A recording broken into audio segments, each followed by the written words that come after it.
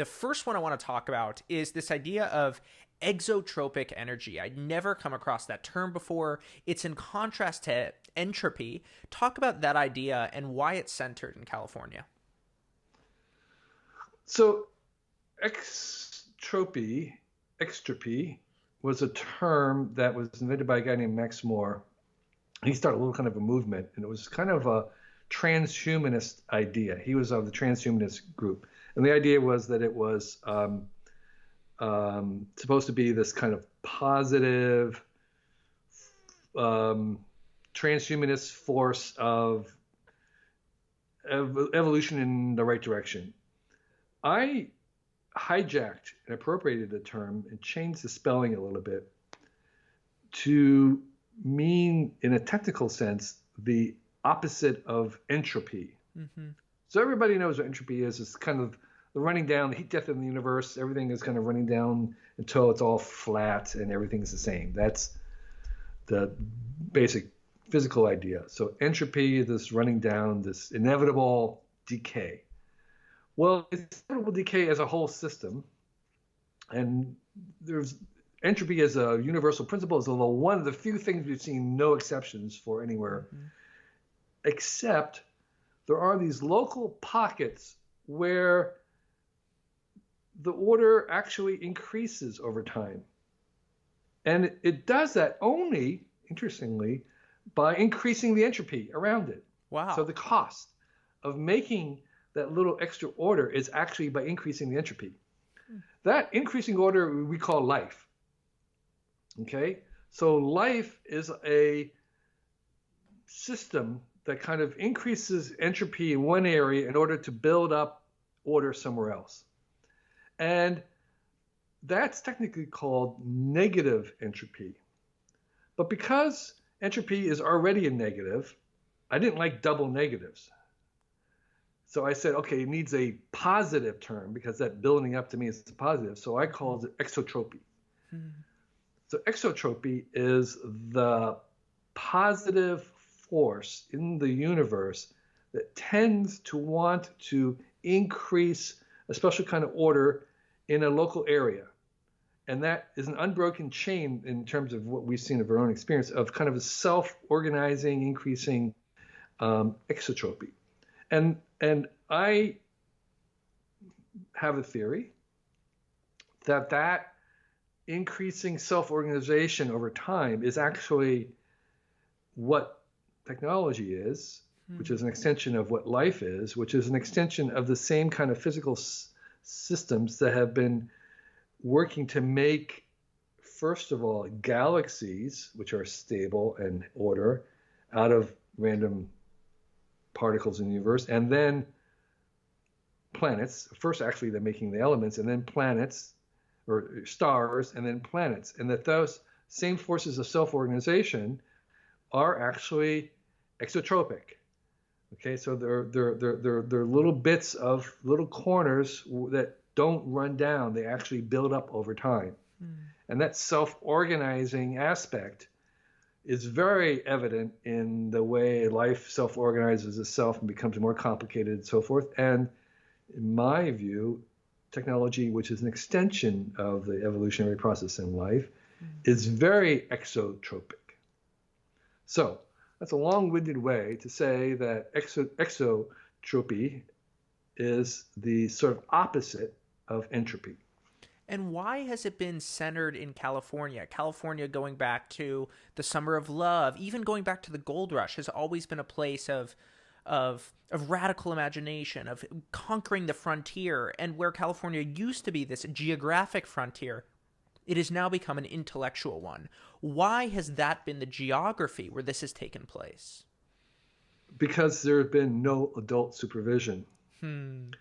The California was settled by young men, restless young men who came out for adventure.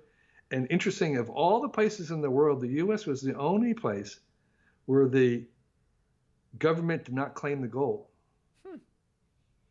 They actually let it up to individual young, brazen young men to claim it.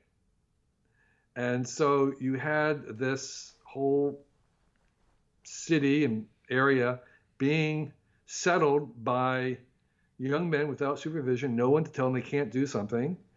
And that spirit kind of shaped the culture of the city for a long time. Very bohemian, very kind of do what you want, kind of libertarian. And that went through the beatniks and through the hippies. And so it's always been this little place that was very far from the center. The capital is 3,000 miles away. The funding is 3,000 miles away. The elites and the adult people, the authorities, the authors are all 3,000 miles away. And so you had this kind of an opportunity where people started things in garages. They couldn't get funding from the government or the rich people, so they got funding from each other.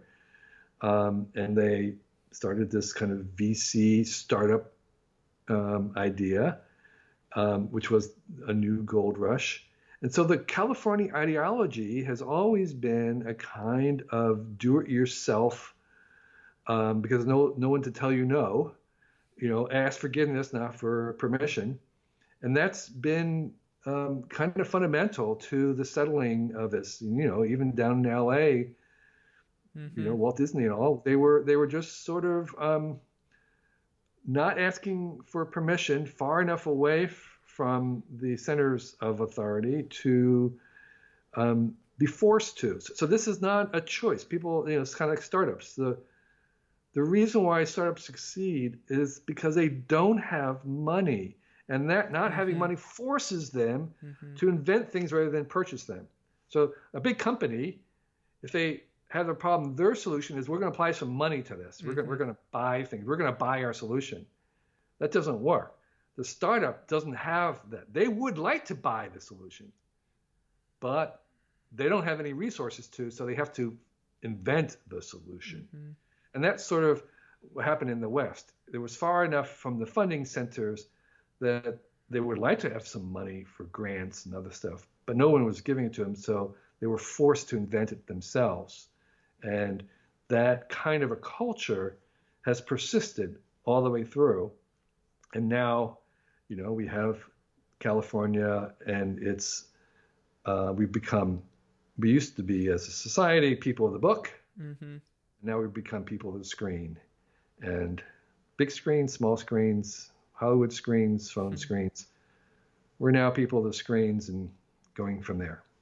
Talk about that. I'm a huge fan of Marsh McLuhan. He was the first author for me that was almost like the nuclear bomb of the mind. People have this idea of a Quake book, and I read McLuhan and I said, oh my goodness, the way that I've been seeing the world until today has been wrong. It's been misguided. I missed something in front of me that now I see.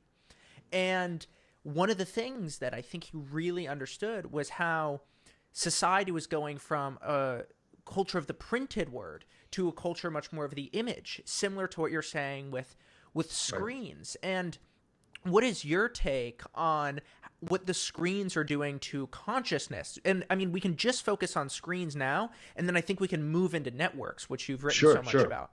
Yeah. So, I'm a fan of McLuhan. We made him the patron saint of Wired from the very first issue.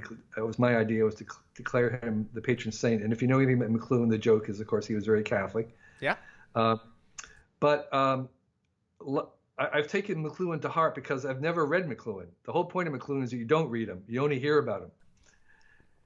I found him impossible to read. He is impossible to read, but you got to watch his interviews. How he made his books, you would understand, because he would recline on his couch and look up and dictate. He would just recite, and they had scribes writing down what he was spouting, and that was how he wrote. It was a very oral, he was a professor of rhetoric, and so it was a very oral thing, and I just didn't, you have to hear about McLuhan rather than read him. So the movement to screens is fundamental. It's very foundational, because the thing about books is that they're made up of text and black and white ink that doesn't change.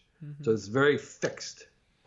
There's a permanence, a monumental aspect of the scriptures and the Constitution and laws. And from those authors, we get authority. Okay? And so we've had this authority-based culture based around texts and books. Mm-hmm. Well, the screen has none of that. It's ephemeral. Things flit across. It's flowing. It's liquid. It's messy. It's open-ended. It's never finished.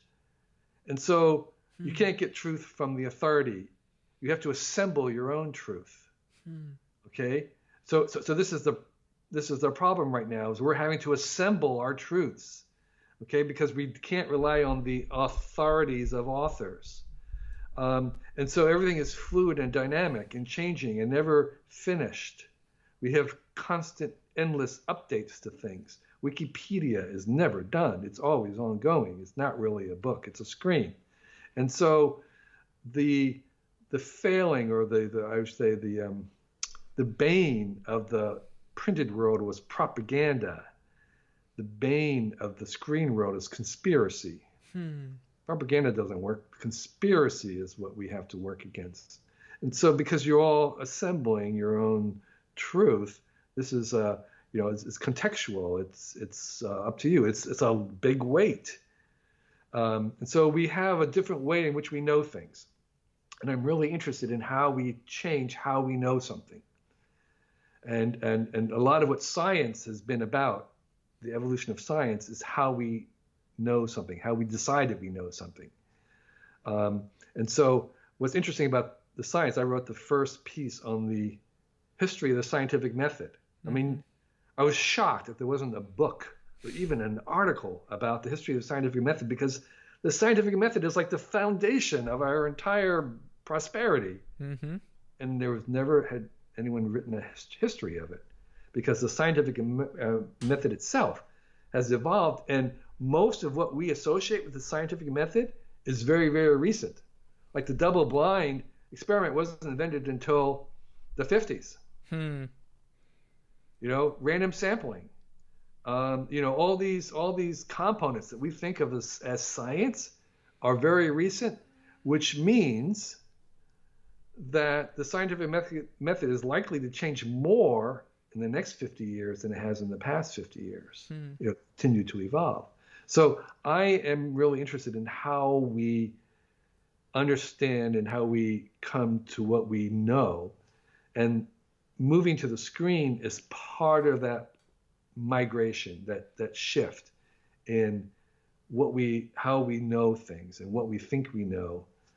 And part of that is that we are relying less on authorities and texts and more on this fluid, liquid, flowing, streaming world. Yeah, it's interesting because in reading McLuhan, he had one quote that was something like, if you disagree with what I'm saying, so do I.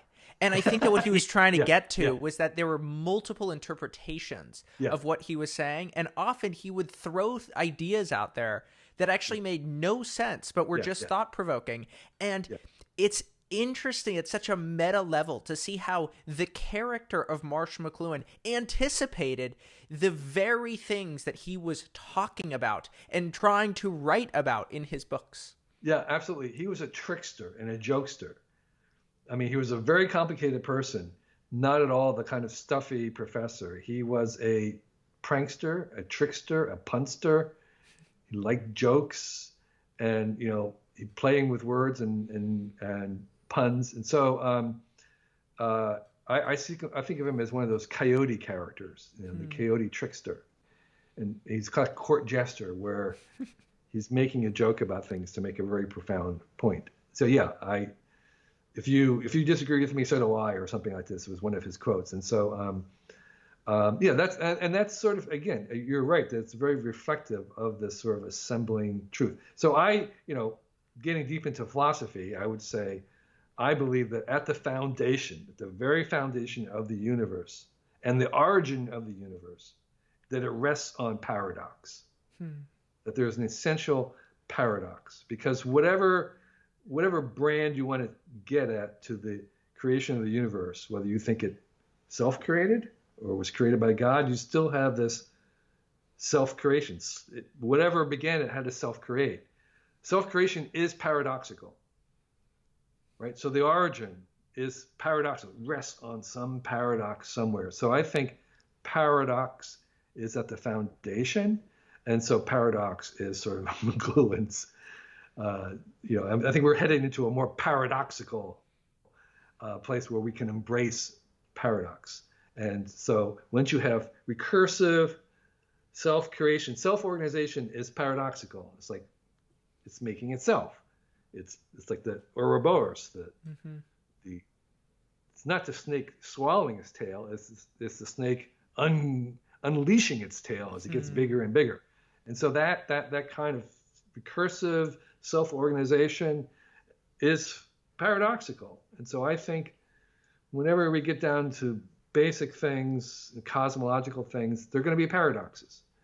And maybe what we're going into with the screen is a little bit more room to embrace paradox. Mm-hmm. I was going to talk about this later, but why are there so few religious futurists? It seems like you have futurism over here, and then you have religion over here, and it's the same thing, and at the end of the book of Revelations, it talks about a new heaven and a new earth. And then we talk about sort of people building this city and going from Eden to the city. And one of the things that I had come across in Nisbet's A History of the Idea of Progress, but really came across as I was reading your prediction on the next 1,000 years of Christianity, is the idea that Christianity in linear time really is born out of Christian theology. And it's interesting because you would hear that and you would say, well, there would be a lot of Christian futurists, but there aren't. And what is the mechanism behind that? Well, I think there is a whole faction of Christian that is very much wedded to the originalist position of the Bible and Revelation as being the only, basically it's the only scenario that's permitted. And I think that's unfortunate because we should have alternative scenarios. In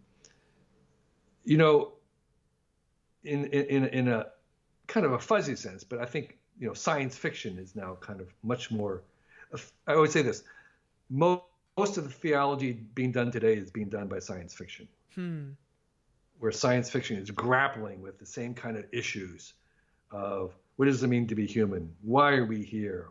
Where are we going? What are we here for? What should we be? Those used to be the catechism. That's what used to be studying catechism, and that's no longer relevant for most people. I think the general culture has moved away from the established religions as having answers because they're very parochial. I just shared the other day a photograph of the 10 million stars at the center of our Milky Way. A photograph, you could see 10 million stars of the 400 billion that we have in just our galaxy. And it's sort of like, okay. Is there only one Jesus and we all share him? Or is like every planet has their own Jesus? To answer that kind of question, what we have right now is not even attempting to answer that. And that's the kind of the background of science fiction, is saying, well, this is a really big world. We need to think about these issues. Like, what's the role of humans in the world with, 400 billion other planets with civilizations on them? And so, let alone the fact that we're going to make artificial aliens, I call them AIs. We're not going to wait for meeting ET. We're just going to make various ETs on this planet of various kinds of minds. We're going to make our own ETs, our own aliens, and they're going to be called robots and AIs. And they're going to have the same issues that we would have had if we met creatures from another galaxy. It's like, what do you believe? Why are you here? So, I've been working on this project called A Catechism for Robots. It's like, okay, if we have these things and they do have some kind of sentience or even maybe consciousness, what do we tell them? What's our message to them? What's their role? What's their relationship to God? Where do they fit in the cosmos? Should they believe? Should they become believers? And so the religions are a little bit bound, I think, by Earth. And we have realized that we're just a little tiny rock on the edge of one galaxy. And so we have a much broader canvas now to ask these questions. And I think science fiction authors intuitively know this, and so they're asking the questions that theologians used to ask, but in a broader context. And they're really wrestling with these issues about, if you have other beings, who are we? What are we good for? Why are we here? Mm-hmm. And I think the question that's most pertinent to us right now is, what do we want to become? We are remaking ourselves as humans. So what do we want humans to be? I mean, it's one question. It's like, what are humans good for now? But the real question is, what do we want to become? And that's a much, much harder question. I mean, most of us, particularly when we're young, we struggle with our own identity. Like, who do we want to be? But now we're applying that at the level of our entire species. It's like, it's a double whammy. So, David, not only do you have to decide who you want to be, you have to decide who we all should be. That's a heavy load. Yeah, to return to McLuhan here is, I think that this is one of the big projects of your work is sort of shown in two McLuhan quotes. The first is that we drive into the future using our rear view mirror. And I think that McLuhan really didn't, he tried to sort of anticipate the future and show us the broad details, but there's actually he wasn't something interested in. He hated the future. He didn't really want to know. Right. He constantly talked about the fact that wasn't interested and he abhorred it in some ways. So he didn't try to. He knew that it would be something he didn't really want. So it's something like that, but I think that you're kind of trying to show us, to illuminate the path. But this is, to me, what is quite concerning, to the extent that we drive into the future using our only rearview mirror, that we can only see the future from the past or in the present. Then do we actually have this ability to shape the world that we're going into, or are we going to end up like a Mark Zuckerberg who had no idea what he was creating in the early days of building Facebook? He had no idea that he was building this new global village, and I think that he sort of stumbled into becoming one of the most powerful people who's ever walked the planet Earth. Right. So I have this thing. It took me a long time to kind of realize this, but basically the future is unpredictable. The only thing we know about it for sure is that it has to be possible. So the impossible futures won't happen. So we can kind of use scenario planning and science fiction, all kinds of stuff, to kind of outline the general sphere or circle of what's possible, knowing that whatever happens has to happen within that field of the possible.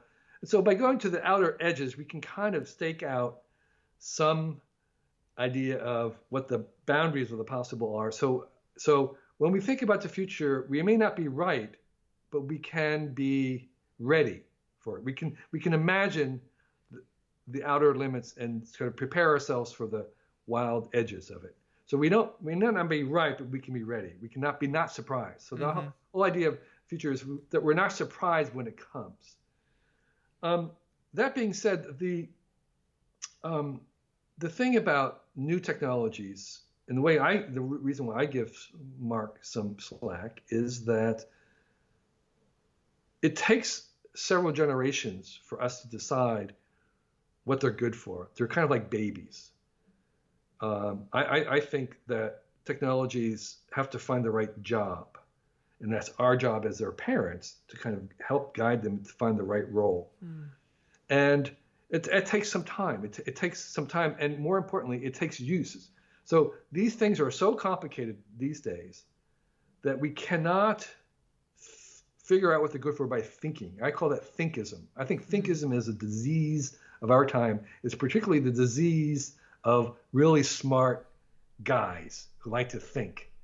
And they think that they can solve problems by thinking about them. And I think thinkism is completely wrong. And that's where the singularity stuff comes. Well, if I can accelerate the thinking about it, if I can be really smart, we can solve all kinds of problems. No, you don't just solve problems by thinking about them. You actually have to do things. You have to try things. And so I think that it takes using technology in daily use to figure out how it actually works, what's really good about it, what's bad about it, and then to rectify it, to do this constant iteration where we go back and say, oh, we don't want to do that, there's too much of that, let's do it here. So through use, we figure out what it's good for. It's through use that we steer it. So the problem with a lot of technology critics is they want to ban technologies. They want to turn them off, turn them away. If you do that, you don't get to steer.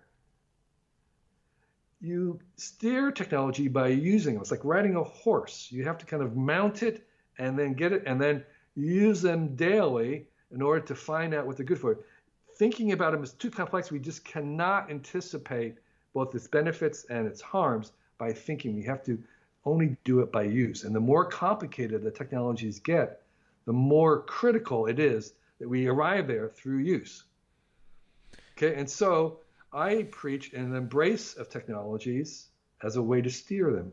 Mm-hmm. Okay, so the thing with social media is that it's less than 5,000 days old or something, right? It's an infant. It's going to take some time, a generation for us to kind of figure out what it's good for, how to use it, what the limits are, all these kinds of things. And then we can begin to try and steer it. I think it's weird that we expect that we can kind of know how these very complicated things are going to react. It's like deciding your baby's going to be a doctor. I can see it. I can see it in their eyes. Mm-hmm. Going to be an artist. They better be an artist. They better be whatever it is. No, better be a podcaster. You're right. And so that's where we are. So we're just at the first rev of this. We're in the dawn of social media. It's going to take a while. And here's the thing that's really, really weird about what's been happening in Silicon Valley and the social media is that the whole genius of like the startup world and VC funding is that we demoralized failure. Okay? Until that time, if you lost $1 million to someone's investment, that was a moral failure. Mm-hmm. That was bad. You were irresponsible. You were not to be punished, but you certainly weren't to be given another $1 million.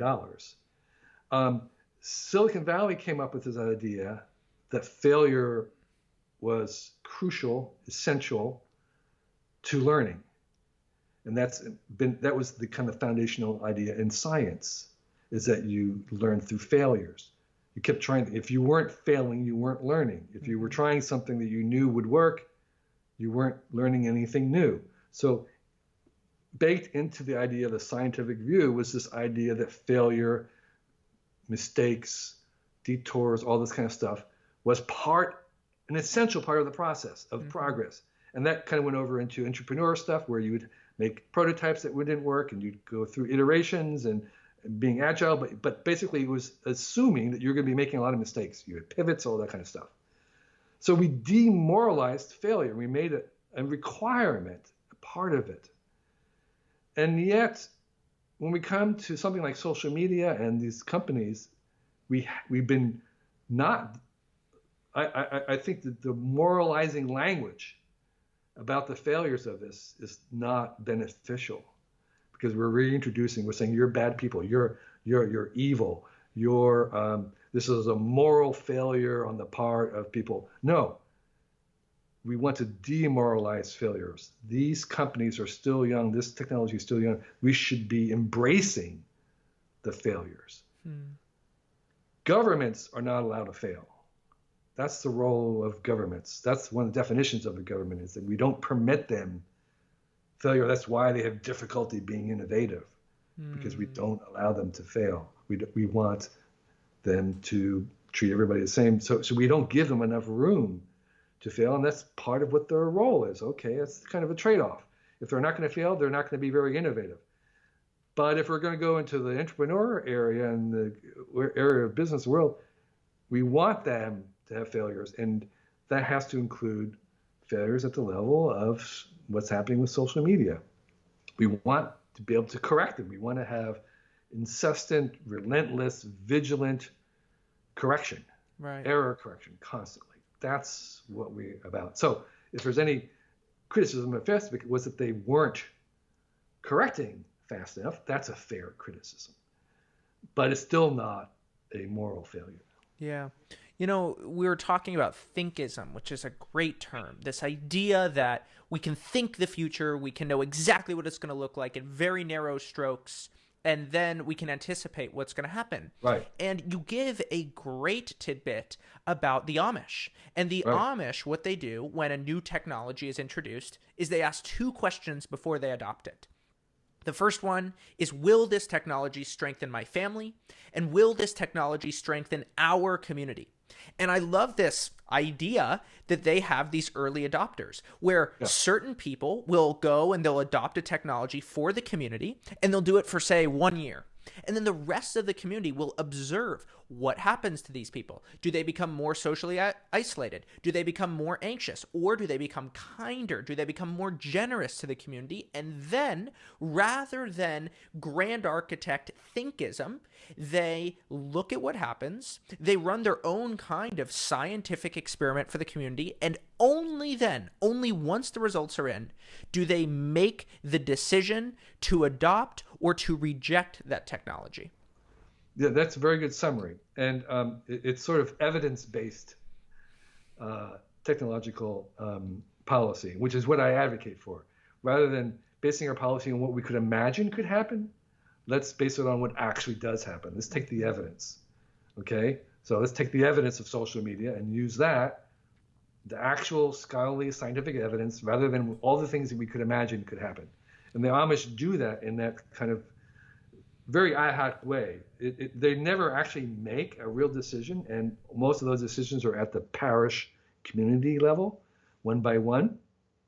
But yeah, they will allow an Amish early adopter to try out something, always with the caveat that if they observe negative effects, he has to surrender that immediately, and that's the deal that they make. So, and you know, bit by bit, basically what the Amish are is they're very late adopters. They're in the process right now of accepting cell phones, but not smartphones.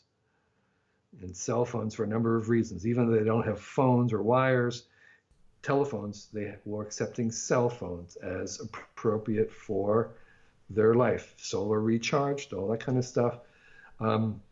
By people observing the people who were early adopters using them, who often began by using them at work first. That was often an excuse they use. And they almost kind of like the Orthodox Jew have some really weird workarounds. So they have this distinction between using something and owning it. So they will often be driven to places they need to go by people who have vans, who drive the Amish around. That's their job. They're regular people. They're like Uber drivers. They have vans and they only ferry Amish. And the Amish will ride in the car happily, but they don't own the car. So, and there is some distinction between owning and access, which I talk about as well. But access is a superior than ownership in many ways.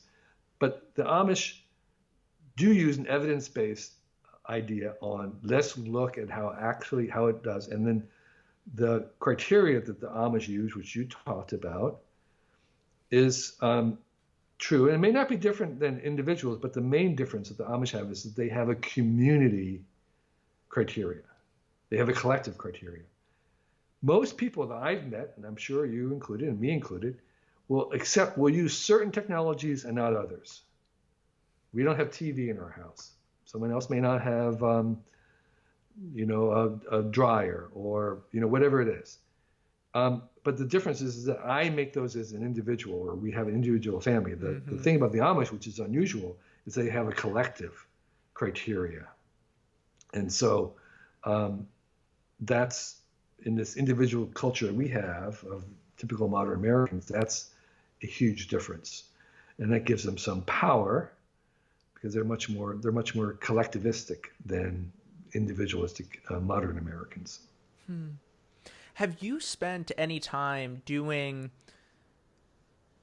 a study with cultures that don't use technology in a very anthropologist way? Maybe you're a technopologist, where Right. like an anthropologist is going to study similarly, where there's not civilization in the way that we think about it. There's not. Yeah. Yeah, for you, maybe that would be, what does it look like in a place with no technology? Have you spent any time doing that? Well, I spent a lot of time in my young adult years living with people who had very little technology. So I had the privilege of traveling in Asia in the early 1970s when there was a magic moment where someone like me who had no money, I could not afford an expedition. I could only ride on the back of a Jeep. I could arrive at a place that was in the medieval times, in the 1500s, like northern Afghanistan in 1975, say. It was a medieval place in every respect that you would measure, from the night watchman who had a lamp. He would go down and lamp the little lanterns in the streetlights because there was no electricity in the entire city. There was no cars. Everybody rode donkeys. I mean, they threw garbage out. There was no toilets. This was a medieval city. There was a medieval culture, child brides, the whole thing. So, and I lived with people in the Himalayas and others who basically had almost no metal.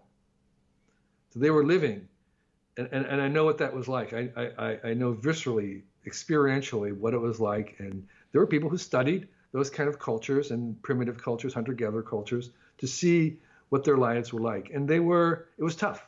They didn't live long. They were always hungry. There were lots of things that they did because of not having surplus. And not having science, too, to be honest. So there are people who have studied that. In modern times, I did a hunt for the kind of cultures today that were like the Amish. We're the Amish. I fully expected that there should be Japanese Amish, because there's Israeli Amish, they're the Orthodox, and then there's some Jain in Hinduism. There are Jain culture who reject all kinds of things, including shoes. And I thought that, well, there should be Japanese Amish, but there weren't any. Maybe there will be. I might make a prediction that we'll see Japanese Amish at some point. But there are very few, the Mennonites and the Hutterites in Canada. There's very few who are still maintaining that modern tradition of decreased, and they're all religious, as far as I can tell, because it takes that kind of a commitment, I guess I would call it. A lot of the anti-civilizationists, the kind of Luddites, the modern Luddites, they haven't rejected anything. They're using computers. They're talking about it, but they have not given it up. So the only, for me, the only real case, or the only real evidence for what a world without technology looks like is the past, and the few hunter-gatherer tribes that we have remaining, and they are, by every account, stained or influenced by modern times. Even the uncontacted ones are really hard to evaluate today, in terms of what their lives are like. But from my reading, they're not noble. This is not a noble state. This is not an elevated desirable state. I think a fair reading of it shows that they are really short lives, very, very tough, always hungry. They make do. They can be satisfied and comforted, but it's not a place you'd want to go. It's really anybody today, anybody alive, you, me, any of your listeners could buy a ticket to the Amazon somewhere, and I would say within maybe 3 days, no more, you could certainly be in the most remote place on the planet and leave everything behind. And there's nobody who's doing that. Nobody is going that direction. People by the hundreds of millions are buying one-way tickets into cities. Why? Because there are choices. The problem with being Amish, the problem with being a hunter-gatherer is that you have only one occupation. If you were born with a natural ability for mathematics, the violin, ballerina, science, I don't know, anything, you're going to be thwarted. You're going to have to still do what your dad did or your mom did. Mm-hmm. You have no choices. You go into the city because even though you're living in a ghetto, even though you're living in poverty, you still have more choices than what you had living in your village. Okay? So cities are possibility factories. And so people move there because there is some possibility that their unique set of talents can blossom, okay, that they don't have in the village. Okay? They will suffer through those really dank quarters and that grime where in the village they had a beautiful view and they had organic food and they knew who they were and they have the support of the family. Why would they leave? They're leaving to find themselves, to become something that they could not become in the village, to blossom with those unique set of characteristics that we get from technology. And that's what technology gives us. It gives us more and more options. And so, somewhere in the world, it's like, imagine Mozart being born before we had invented the symphony. What a loss. What a crime that would have been if he had been born before symphonies and hunter-gatherer. We wouldn't have that beautiful music or Hitchcock with film. That means that today, somewhere in the world, there's someone born whose technology we have not yet invented, who's going to be thwarted, who's waiting for us to invent that piano, who's been waiting for us to invent that new thing, the book, whatever it is, so that their genius could come out and be shared. Mm-hmm. So we have a moral obligation to make these new things, to increase the number of opportunities, and to make sure that everybody has the basic ones of clean water and education, all those basic ones, so that everybody in the world born has the possibility to uncover, develop, and share their genius. Yeah, that's beautifully said. I think that if on what you're talking about right now is technology as it manifests in creativity, in art, in beauty, in genius, in what Arthur C. Clarke said, that any sufficiently advanced technology is indistinguishable from magic. And then on the other side, you have these technologies of destruction, of what we saw in the mid-20th century, of tracing a lot of the artistic movements were backlashes to World War I, World War II, and the technologies of destruction. And you've been talking a lot about the technologies of creation, but are there ways for us to put the genie back in the bottle with technologies of destruction? I mean, what we've seen is, to go back to what you're saying about this weird paradox, that nuclear weapons, since they were first invented, since they were first used, have actually made us safer in some way. We haven't had another world war. And there's something deeply paradoxical about that. But still, every single day there's like this dark, ominous cloud that even if we see blue skies, the creation, the genius that you're alluding to, there's sort of this invisible cloud that hangs over us. And I think that we should be quite concerned about that, of course. Yeah. We have not yet, and never will, make a technology that we cannot abuse or weaponize. Mm-hmm. And I've been saying this for a while, saying, oh, and by the way, the most powerful technology that we just invented, the internet, Mm-hmm. we're going to weaponize. Right.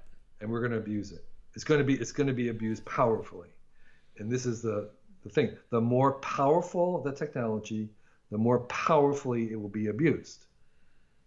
That's the nature of it. AI, man, it will be really abused. However, and this is the curious thing, even those abuses of technology are increased choices. When the first humanoid picked up a rock and turned it into a hammer, either to make a shelter or to kill his brother, he suddenly had a new choice he never had before. Right. That choice is good.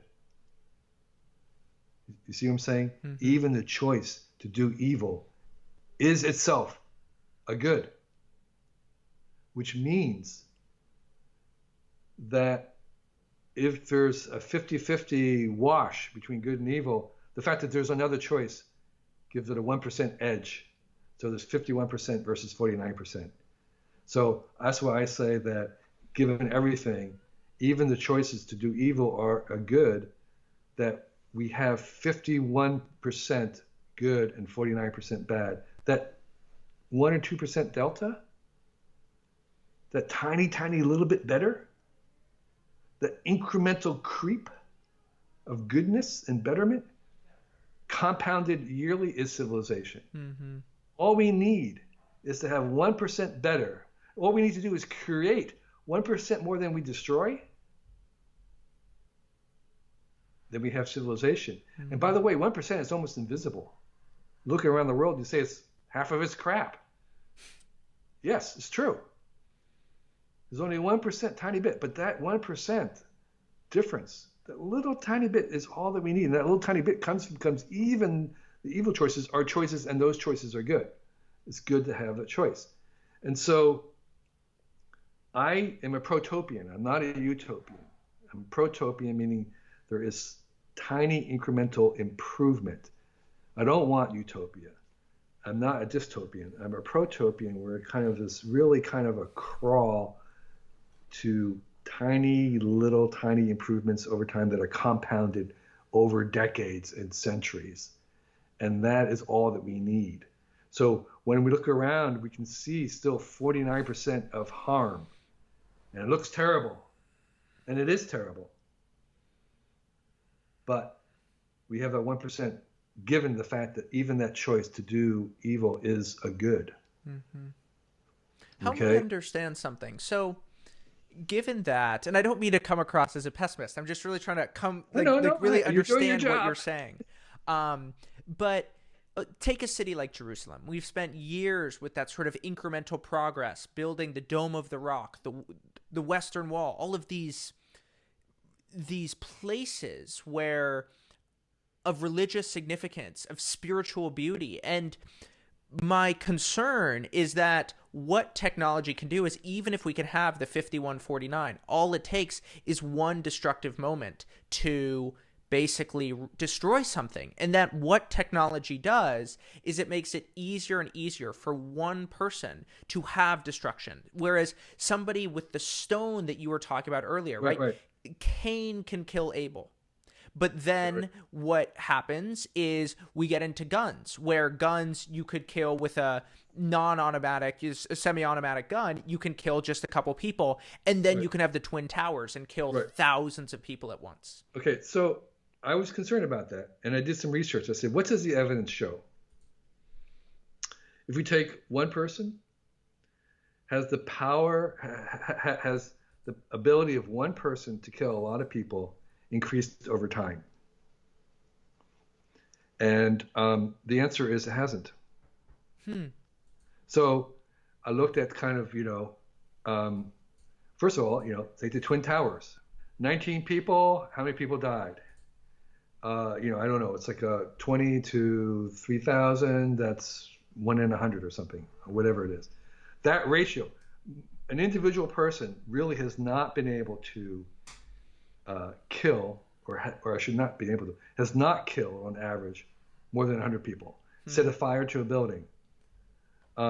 Take the Manhattan Project.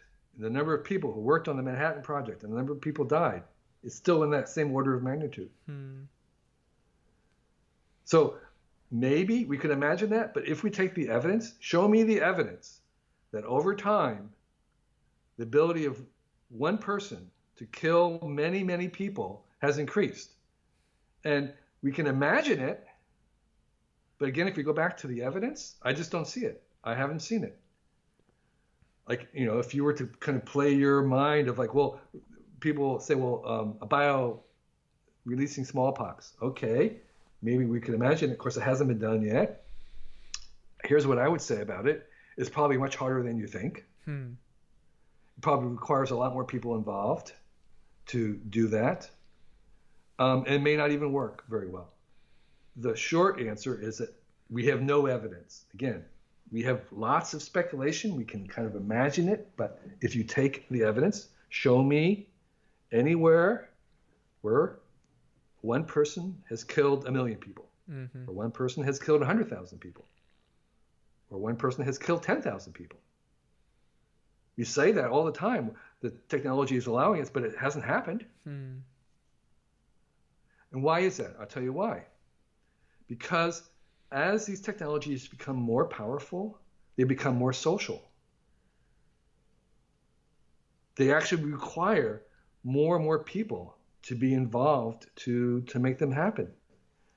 And that socialness works as a deterrent. So in order to make it happen, you have to have a much more kind of a larger viewpoint. It has to be a bigger idea. It has to be more than a rogue individual. You need a team or maybe a state, because there's these technologies that are powerful. We imagine them as being, again, at the service of an individual. Even a nuclear bomb is probably not going to be a lone person. So I'm only saying, yes, I can imagine with you, but if we look at the data does not support your statement. Interesting. So within, there's this really interesting relationship between technological progress and moral progress. And I was thinking a lot about this as I was preparing for our conversation today. And I'm going to posit something. This is where I ended up not thinking about it a lot at all. So forgive me if it's wrong, but I'm going to throw out a thesis that moral progress doesn't exist nearly as much as we think, except for that it follows from technological progress. So let me frame this for you, and it may very well be wrong. That what technological progress does is it gives us wealth and it gives us leverage. And because we don't have to deal with the evil-inducing elements of scarcity, we can then have the privilege to act like less of the Hobbesian savages that we maybe are, and much more of these good people with good intentions and good morality, and that moral progress is in some sense overrated because it just is a result of technological progress. Crazy thesis, may well be wrong, but I want to hear your response to it. I agree with you. I agree with you. And again, going back to my kind of limited experience with kind of the early past and their struggles, is that the whole point of Malthusian theory that was a spark for both Wallace and Charles Darwin in the evolutionary theory was the fact that in nature, all populations of whatever plant, animal, and certainly humanoids would reproduce to the limits of what they could sustain. Right. So they would always, every population would come up to the limits of starvation. They were always on the edge of starvation. All populations. Okay, that's just the nature of how they're going to They're going to reproduce until they can't reproduce anymore because they're at the limit. So science was the way out of that. That was true for humans until fairly recently. And any of the contacts of surplus-based civilizations that went and had contacts with people who were still in the subsistence mode always talked about how they were basically always hungry. And they were always at the limits, and their kids were dying early because they were basically right at that limit. So it was only through science and technology that we were able to escape that, ongoing pressure and begin to invent ourselves, because we have invented our humanity. We invented our sense of fairness. We invented all these things. Mm-hmm. And that surplus has given us the ability to not just have to worry about surviving, but to actually thrive and prosper and change. So we've been changing all along. And people don't realize how much we have invented ourselves through the technology of cooking, external stomach, that will allow us to digest nutrients that we could not digest ourselves, which that cooking changed our teeth and changed our jaw. Mm-hmm. We evolved lactose tolerance in adults as soon as we domesticated certain animals, allowing us to have the benefit of nutrition from milk as adults. We've been changing our genes the whole way along, and we're still in the process of inventing ourselves. So that has definitely come from the technological surplus, we might want to call it, that has only been present in the last 300 or 400 years, and more so today.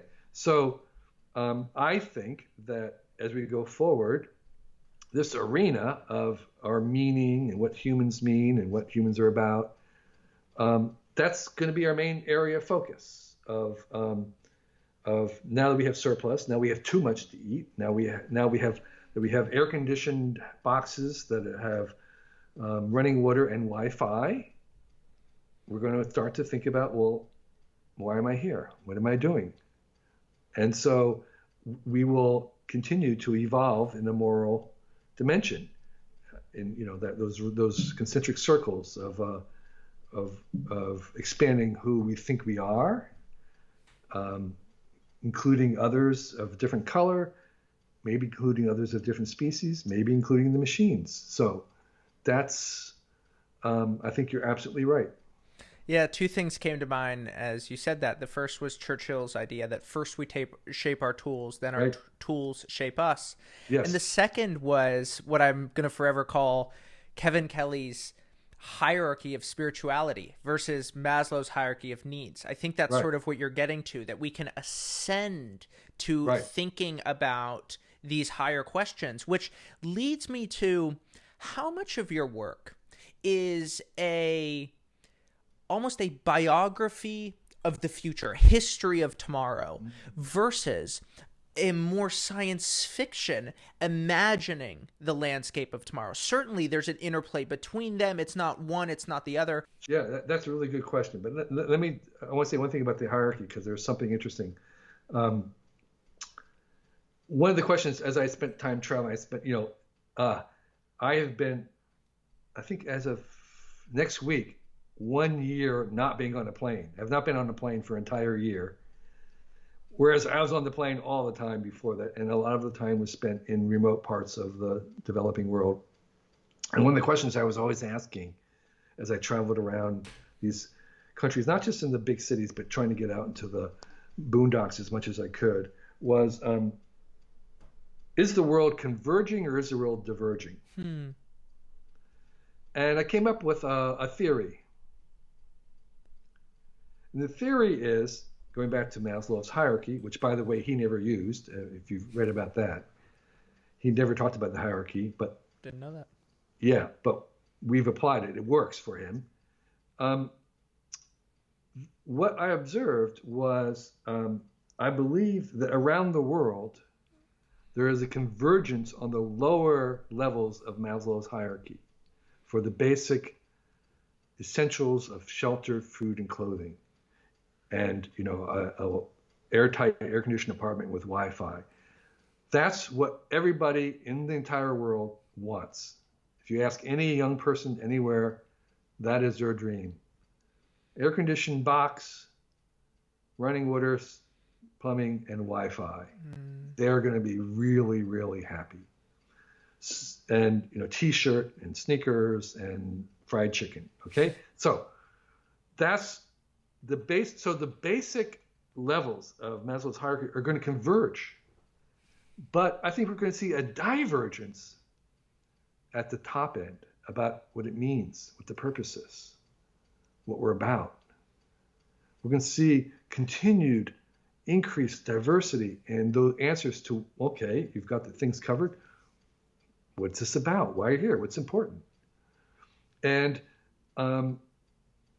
that is very exciting if that was really true. If we really saw, at the base level, no matter where in the world you travel, you go downtown, you can't tell where you are. People wearing the same clothes.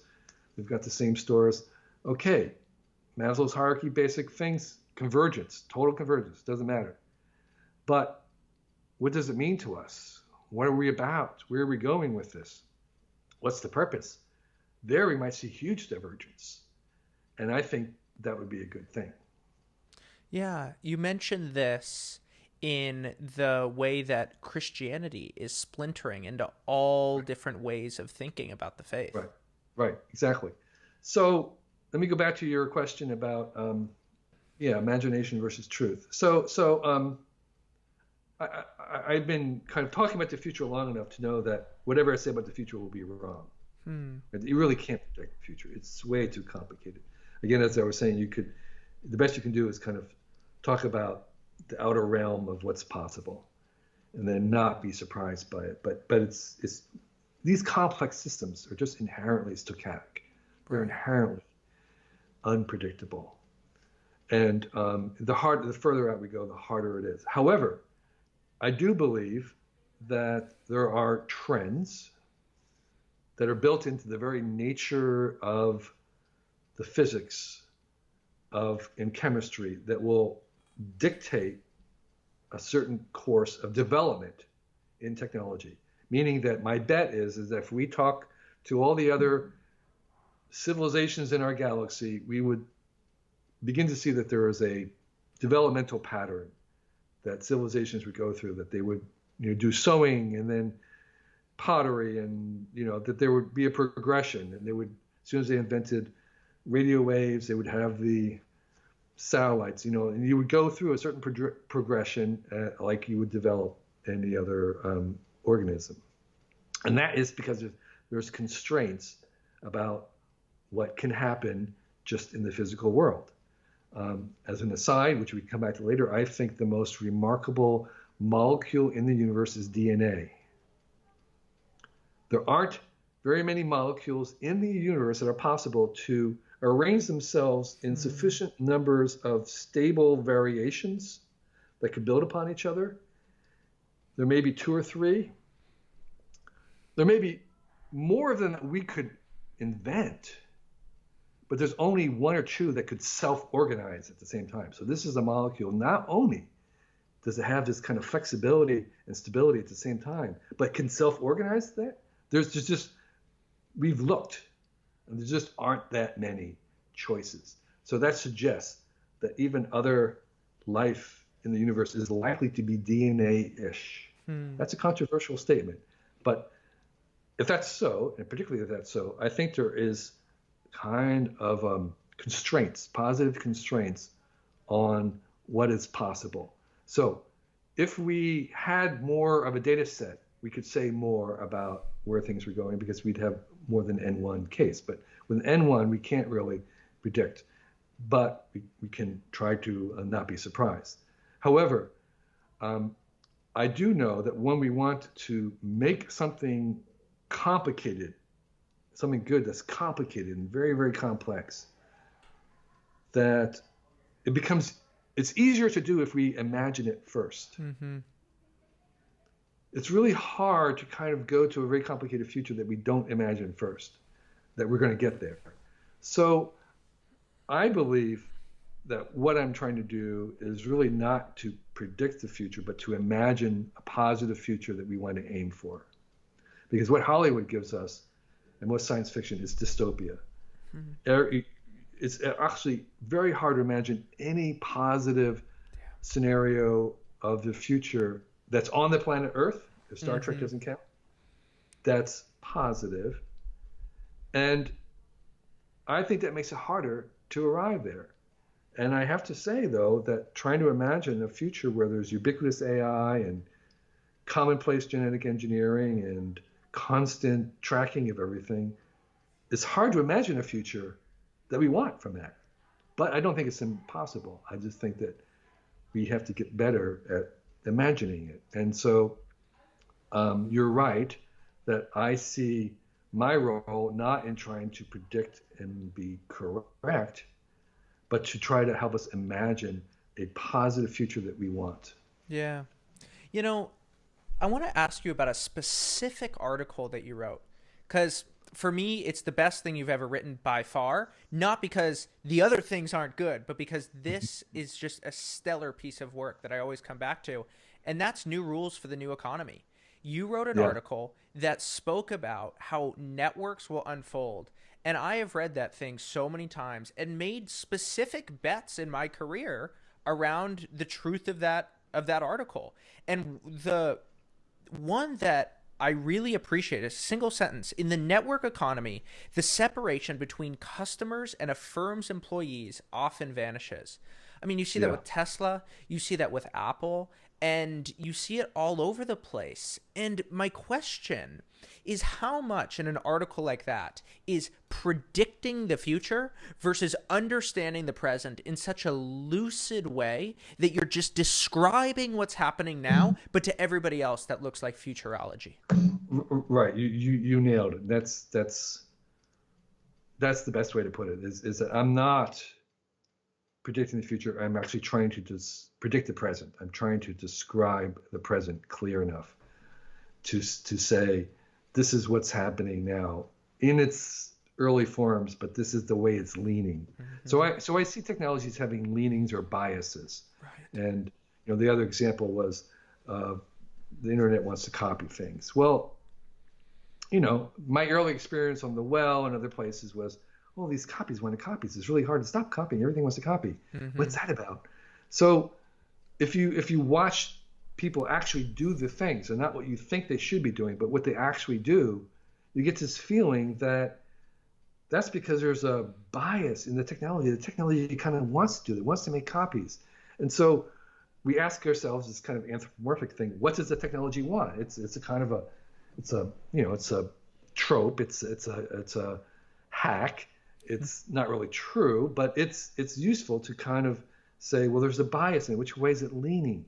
And so what I try to do is kind of, like I say, listen to the technology, which is like, where is it tending to? What's it biasing? And people's habits, and they actually use things, not how they're invented, not what people think they're invented for, not what Mark Zuckerberg thought that people were going to use Facebook for, but what do they actually use it for? And what is that? Can we generalize that? Is there something general about it that would suggest where it might be headed? But we're really trying to describe or see or notice what's happening right now. And just saying, it's kind of like saying, well, given what we see, we're going to lean in this direction. So that's the best I think we can do in terms of predicting things, is to predict the future and say, all things considered, it's going to lean in this direction. Yeah. I love that word biases. And I think that a word that might illuminate what you're saying there is gravity. And so you could have this technological gravity, and it works in two ways across two axes. The first is the number of people using that technology, and the second is how long they use that technology for. And so I think that, to throw something out, is what the gravity is doing is, like, if you were to go as far out, you would have billions of people using that technology over 1,000 years. Maybe then you have these inevitable results due to the biases of technology. provided that they don't change, all things being equal. But then, if it is one person over one day, those biases don't show up themselves. And one of the biases that I'm very interested in is reading on different pieces of media. If I read on my phone, there is no way in the world that I'm going to get through a whole chapter of a book on my Kindle. No way. But somehow something translates when I get to my iPad where I can do it maybe, but there's no way I could get through 3 chapters. Whereas if I leave my phone upstairs and I go downstairs and I open an actual book, I can get through a couple chapters, no problem. And so you see there that there's sort of different biases of focus and distraction and what the phone does versus even say an iPad, even though they have the same capabilities, the way that the media is actually biased makes you more social on your phone and more consumptive on your iPad. Exactly. And you could imagine a bunch of engineers deciding that they were going to try to make a device that would really focus your reading and make it even easier than a book. There may not be a huge economic incentive for them to do that, but that's possible. You can have something that's really biased to reading even more than ink on pages. It's like, well, how could you make a book even more bookish than it is? Send someone to an island in the middle of the ocean with no Wi-Fi. That's how you do it. A cone of silence coming on, whatever it is. There could be lots of things. But I think your image of gravity is a really good one, because I have another related image, which is that there is a kind of a gravity, and this is one of the ways we can kind of look where technology is going in this biases. And the analogy, the visual analogy I use is, imagine a valley, a landscape valley, and it's raining. And those drops are coming down and landing on the hillside. And the one drop is landing on a ridge of the mountain. And that drop is, the course of that drop as it comes down to the river is unpredictable. You can't predict where that drop is going to go. But you can predict one thing. Gravity will take it down. The direction is inevitable. Right. Okay, so that's the level at which we can talk about the future of technology. We can say, here's the direction, it's inevitable. We can't describe the path as specifics. Right. We can talk about directions. Right. Okay, and so and that's because of the gravity. So I think there are gravities that pull, and we can't talk about specifics, how it's going to, what the particular product is, what company will win. All those specifics are completely inherently unpredictable, but the direction down towards gravity may be very clear. Yeah, I heard a good one time that the arrows of directional progress in computing are going towards closer and closer to the body, like my watch, right, like my phone, and ever smaller. One of the things and that I think... Where does that end? That ends inside you. Right, exactly.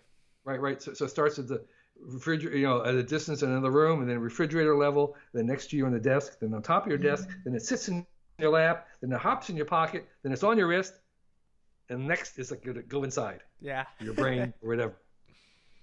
Or here's my version of that. Or we're going to go inside of it, and that's AR and VR. Oh, interesting. So we actually go inside the computer. So the computer is around us. It surrounds us. That's what the spatial computing, the mirror world is, where we actually become so close to us, we can't get any closer, so we actually go inside the computer, and the computer is around us. That's something I'm really looking forward to, because there is something so not tactile about the screen. And it's funny because we're actually moving into a place where I think the world is ready for this sort of tactility of the screen, because if you watch kids go to a museum, what do? They want to do? They want to touch everything.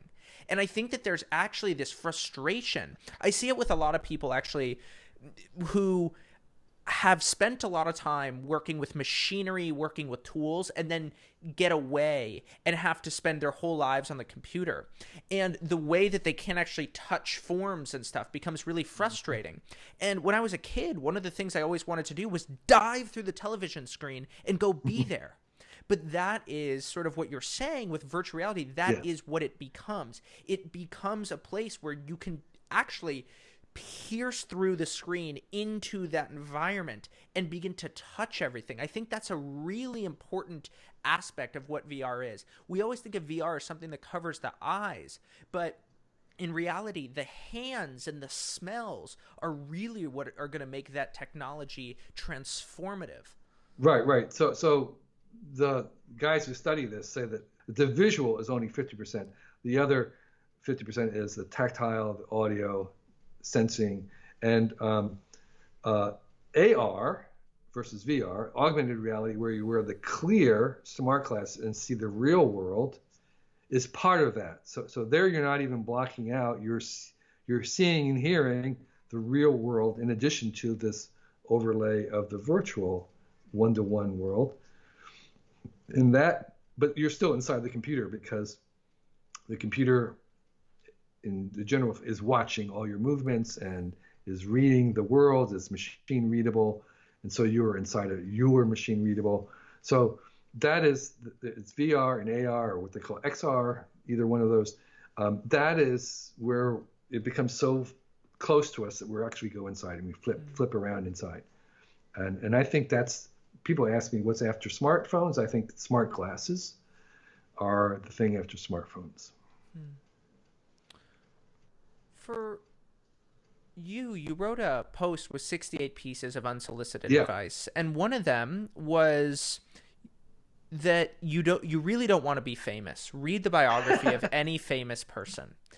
But you at some level have fame. I mean, I'm psyched to be talking to you right now because of your fame. So what is the optimal level of fame? And is that a gradient, or what were you referring to there? Because at some level, being famous, founding Wired, you have some level of notoriety, but maybe that's not fame. Yeah, I have a little touch of fame in China where I'm a rock star and I have bodyguards. Nice. And I'm recognized on the street. That's what I mean by fame, where you're kind of the definition and the problem of fame is that you are recognized to an extent where you are not allowed to make mistakes. Beautifully said. Okay? So you can't make mistakes in your social life. You can't make mistakes in your creative life. That's fame. And you're constrained by that. And it's terrible. And this is the thing. It's not the paparazzi that's the problem.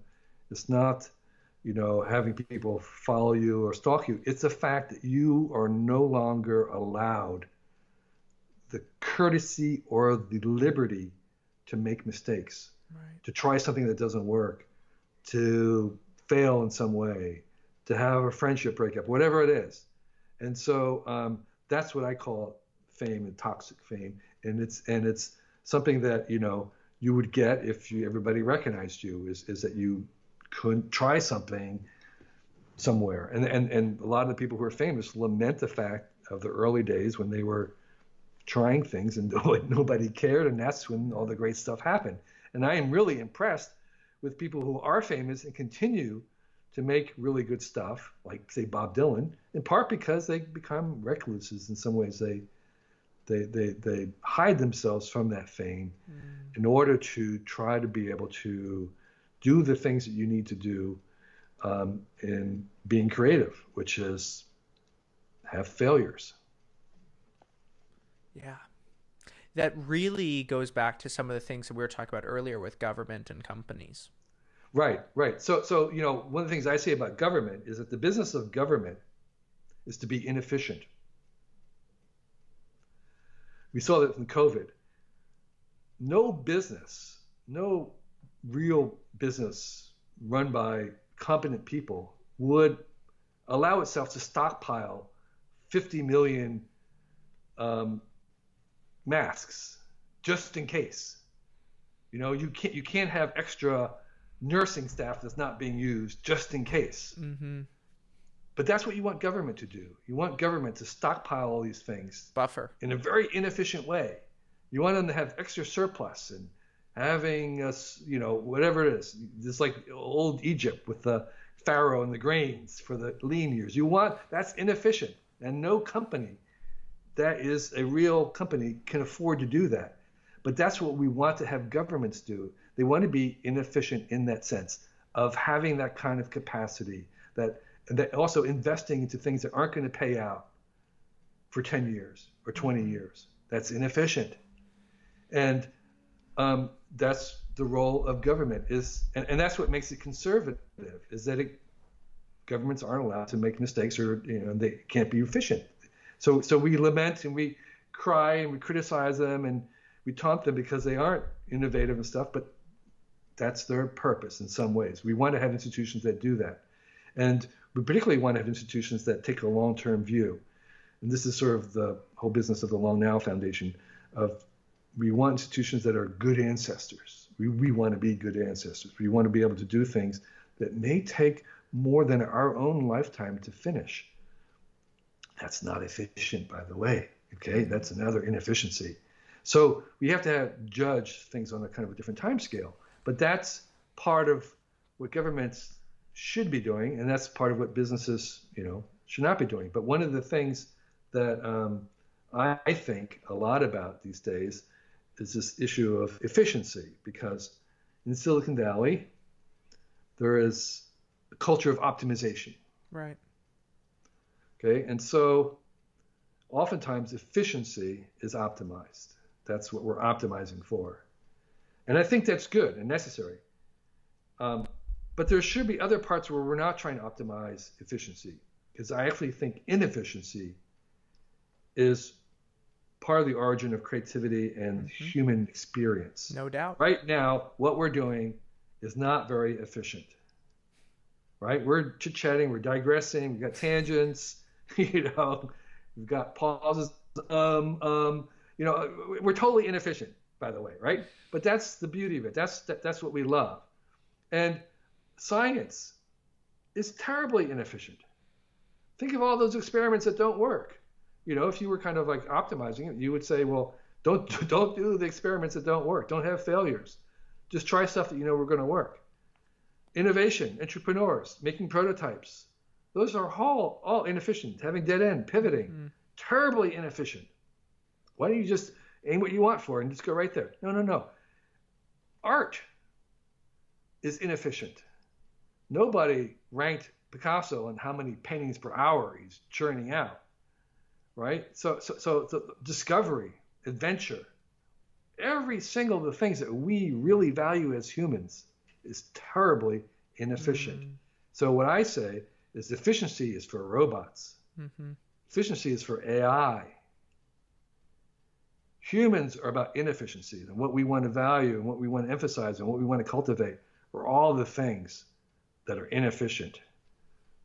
So it doesn't say that all inefficient things are desirable, but a lot of the desirable things are inefficient. And so we have to be careful in our culture of optimization that we're not optimizing efficiency for all things, because that is robotic. That's productivity is for robots.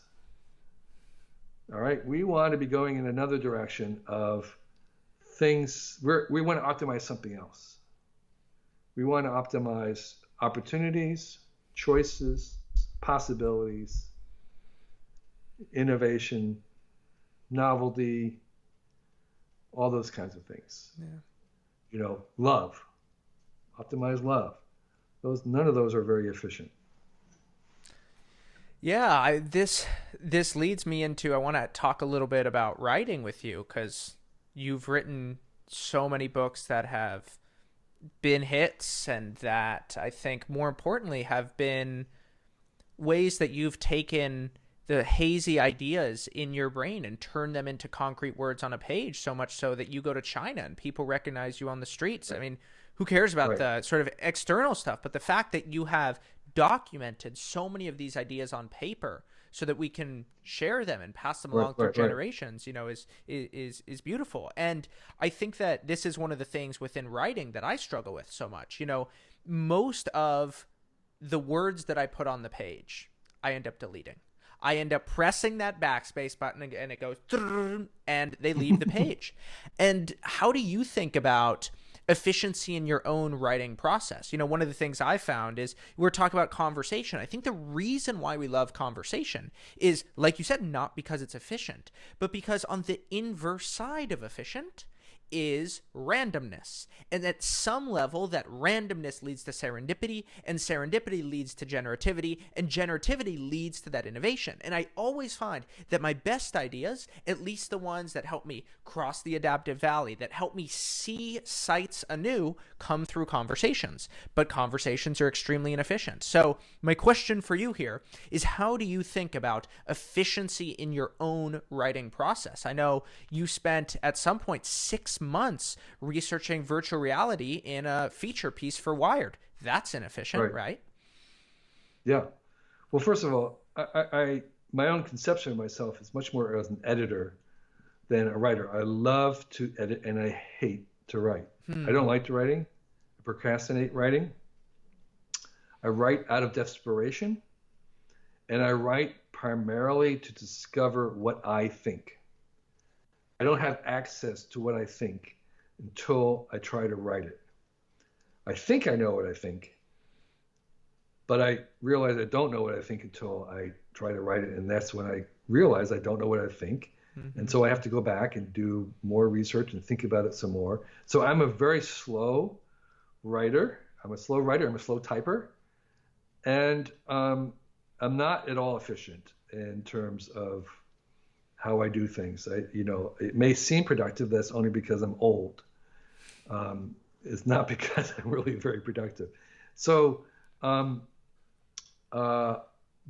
process of writing is iterative. I've come to like to write in public, to publish early drafts, because I get such good feedback about what people understand and what I don't know, or mistakes, or new sources. I think the one primary thing that I try to optimize when I'm writing is clarity. It's the clarity on the small scale, and then even clarity at the large scale. So that's really the only thing that I'm asking myself is, am I being understood? Is how can I make this clearer? And a good turn of phrase, of course, people like that. I'll kind of say those babies, but in the end, I will kill them if they aren't communicating, if they aren't clear. And so I don't see myself as a writer who's like really good with words and stuff. I see myself as someone, and that clarity that I'm trying to get is actually for my own sake. It's like I need to really understand this or see this in order to make it clear to someone else. And so I have to, most of my time writing is pacing. And that pacing is me trying to see it, to see it, to be able to convey it. And so, so for me, it really is a kind of thinking on paper. Have you tried the McLuhan Churchill style of just talking it out and seeing what happens? I have a couple times, and my problem is there's not enough resistance. I tend to say what I know. I find it easier to say something new when I'm writing, and I don't know why that is. Maybe I could change that. Maybe I could learn to force myself harder when I'm speaking, like a dictating. I don't know. I've tried a couple times and I haven't really been very successful. But it is very appealing because I'm such a slow writer. Yeah. Have you tried it? Yeah, I do it all the time, man. I do it all the time. You dictate most of your stuff? I don't dictate most of my stuff, but here's what I do. You say it all the time. What do you mean by all the time? There was a while where what I would do is I would, on my way home, whenever I got off the subway when I was living in New York, on the way home, I would dictate one idea and I would get an auto transcription, and then I would keep a fair amount of them. And then the other thing that I do all the time, so I'm working on a big essay right now about how to save the liberal arts. And I just finished the first draft. It's about 10,000 words, but it's super disjointed. So what I'll do is I'll read the entire thing, and then I will speak out a summary, and I'll give myself like 3 minutes to do so. And when I have to summarize, what ends up happening is something that is sort of amorphous, almost like an amoeba, all of a sudden gets structured into an idea where there becomes this logical flow. And for that, I find speaking forces me to structure something, whereas my words on a page are sort of much more cubist. Like they're all over the place and they sort of slither and slather in ways that don't make sense. That's an interesting idea of trying to speak a summary, because here's what I have observed, is that the best time to write a book is after you've done the book tour for the book. Because after you've had to summarize it for a year, you finally realize what the book is about. Right. It's like, I wish I knew that when I was writing the book. So, so the idea of speaking out the summary might actually be something I should try. Go for it.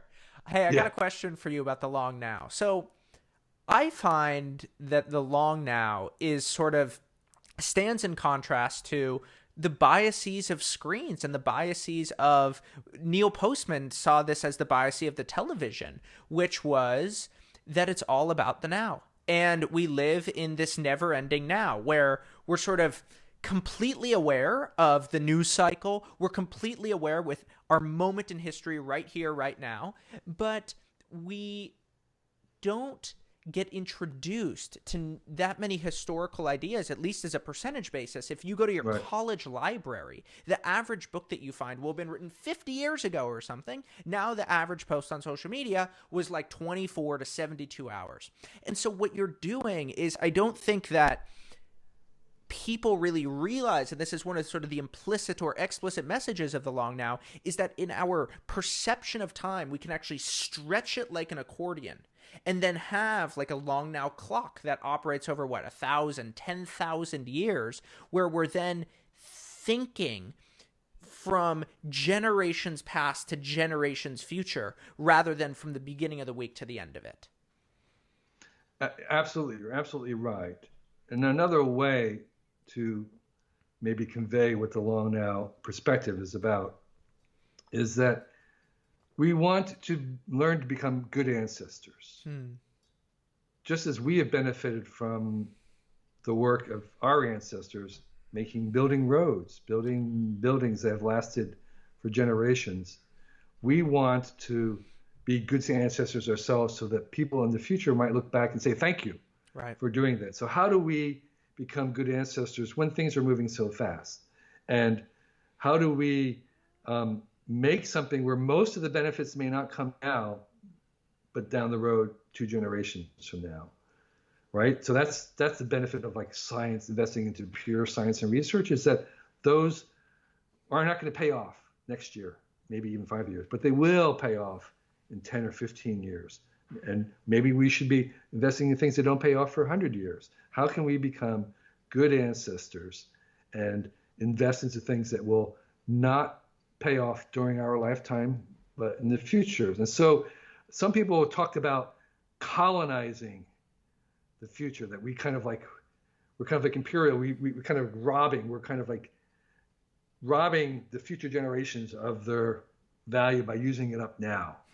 Right. And so this is a kind of a form of, colonialism and imperialism, and that we actually want to kind of decolonialize and allow more of today's value to go and increase. And the other metaphor is that a lot of Silicon Valley folks and entrepreneurs are really good at scaling up things in time. Right. Now, you figure out how to do something and scale it up in volume and scale it up in size. But we're much more interested in scaling up things over time, so that they start small now and they become bigger and bigger and bigger as they go along. And that most of the benefits happen in the future. So that scaling up in time is a skill that we don't really have and we want to kind of promote. And maintenance. And then there's maintenance, right? So how do you maintain things so that, again, this is so you're maintaining as a good ancestor into the future. So that the long now, of course, is contrary to the short now, which was the last 5 minutes, the next 5 minutes. We want to think about the last 10,000 years and the next 10,000 years. Most of the futurists that I know that are any good are very good historians. We want to take the long view. And we are trying to think we're not trying to make a plan. We're not trying to predict the future. We're not like Asimov's Foundation, which has some kind of 1,000-year plan. No, we're saying we want to liberate the long-term imagination, to go to your point. We want to have people imagine over large time scales, imagine what you could do now that might take a long time to succeed or come to fruition, to imagine what we would be like if we kept future generations in mind when we made things. Yeah, that's a beautiful way to close. Kevin Kelly, thank you very much.